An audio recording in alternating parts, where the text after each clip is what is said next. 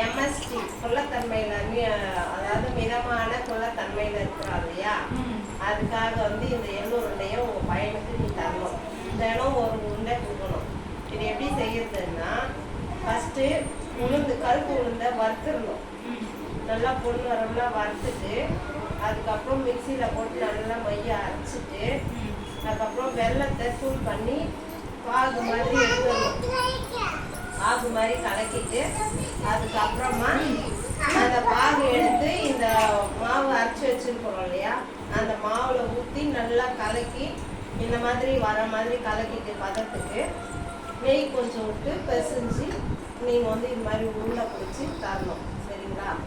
இது first time நான் உங்களுக்கு செய்து தரேன். இதுக்கப்புறம் நீங்கள் வந்து இது காலியான பிறகு நீங்கள் அவங்களுக்கு செய்து தரணும். வேணும் ஒரு உருண்டை.